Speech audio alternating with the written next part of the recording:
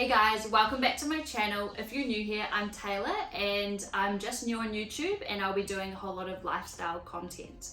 But today I thought I'd do a video on the cost of having a dog, especially having a large breed dog.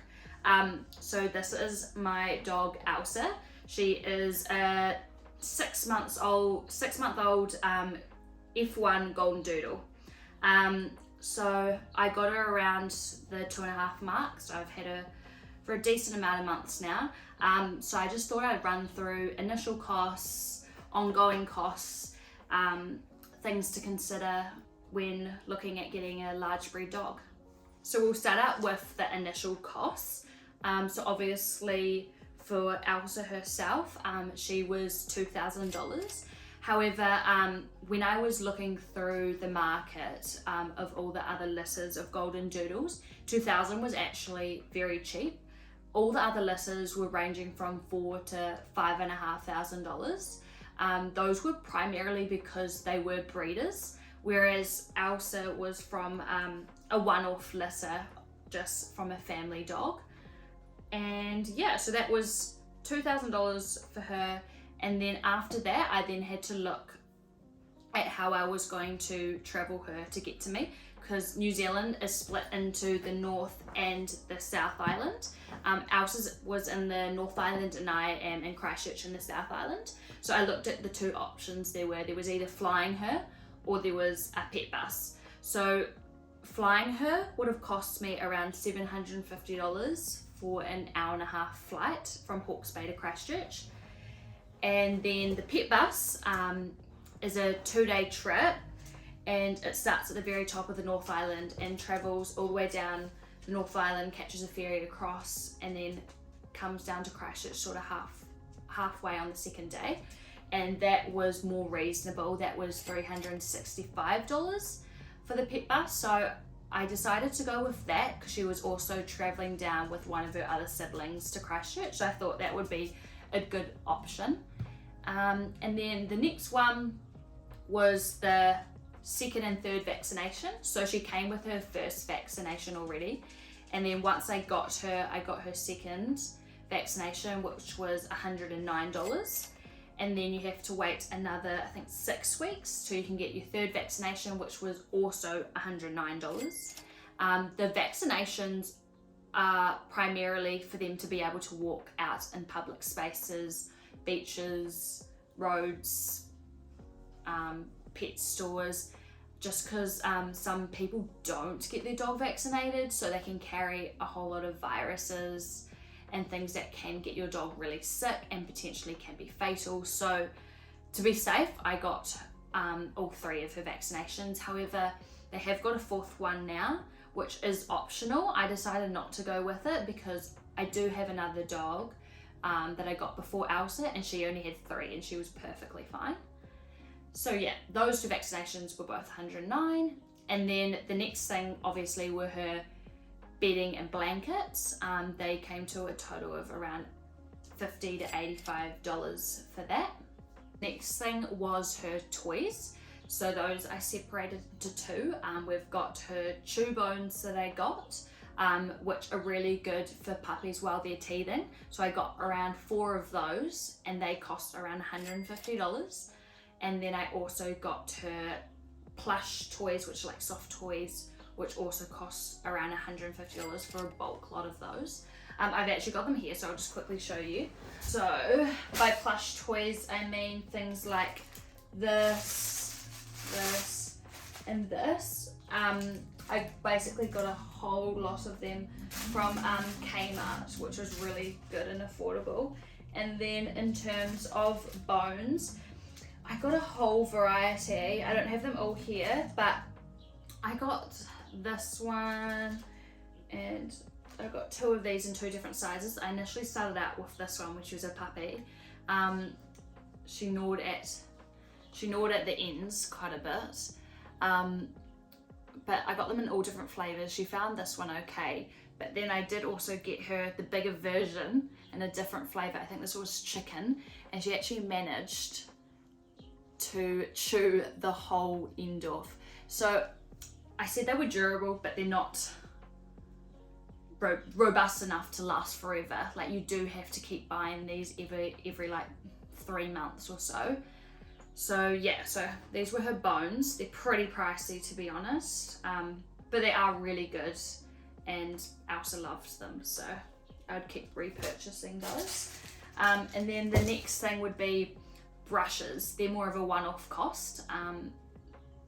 I got 3 types of brushes, which I'll show you. I started out with this brush from Kmart, which was really cheap. It just didn't do the job. I use this for my small dog, my other small dog, and it works well for her, but for Elsa, having really long hair and being such a large surface area, this really didn't work well. So I ended up going just to the pet store to get more higher quality brushes for Elsa. So I got this brush, which is double-sided, because the amount of fur that ends up actually coming out of her when I do a big brush through is crazy. So it's actually quite good to have 2 sides. And then after brushing her through, I then go through with her comb. So the comb has a narrow end and then a more wider end. So yeah, I just go through that after, just to make sure I got all the knots out. However, as a backup, I also got a dematting comb. This is hopefully a last resort, so if she does ever get mats, I can get them out with this. So it has like a sort of razor top, so then when I'm brushing through and up, it slices through the matting.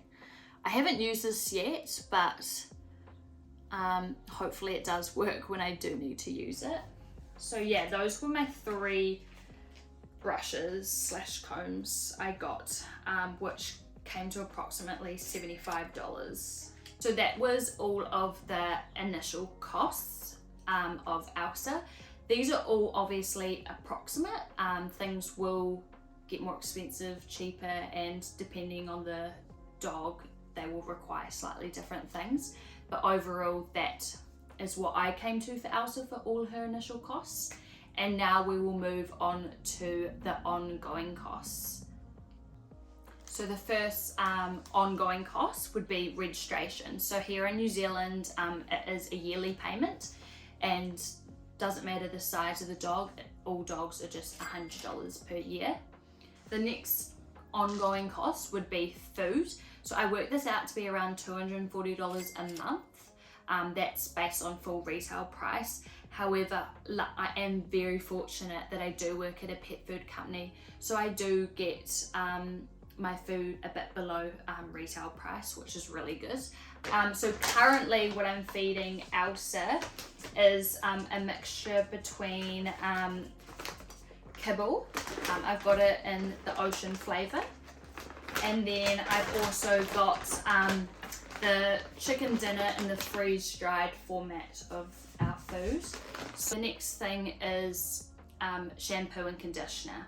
So the shampoo and conditioner worked out to be $30 a month, because I use probably a whole bottle throughout the month. And then I also use a conditioning spray, which is $22 a bottle, and that lasts around 3 months.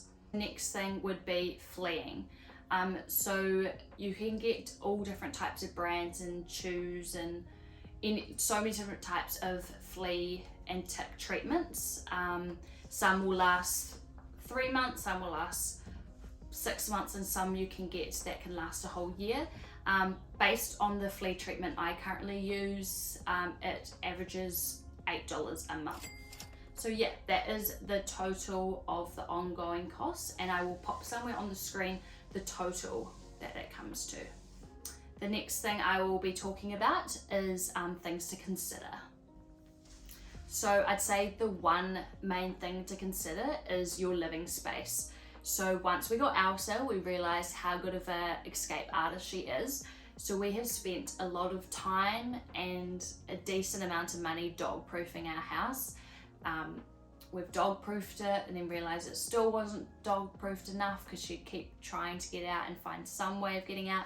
But anyway, I'll take you along now to show you the things that we have done. It's not the nicest presenting, but we've done it on a budget, but I'll take you along and show you. The other thing I'd like to point out is you never know what your dog is going to love or hate. So we do have an outside dog kennel for when the dogs are outside, but they don't use it. So yeah, we've had to put chicken wire all across the fencing, probably a metre high, and then we've also put this wire in on this gap here because we realised they could still jump past the chicken wire and through this gap. But the other thing I'd like to point out is if you do have low fences, you may, and you're getting a large breed dog, you will likely have to increase the height of your fence, which we've done here. And this ended up costing probably $500 to $800 to get that done. Anyway guys, that is basically everything from initial costs, ongoing costs and things to consider. Hopefully this was a useful video for you if you are considering getting a new member of the family, especially a dog on the larger size. But yeah, I hope that was useful, and I may potentially do one other video on my other dog, which is called Geordie, and she's a toy cavoodle. I may do another video on what it's like owning your first ever dog. But yeah, I'll catch you in the next video. Thanks guys, see ya.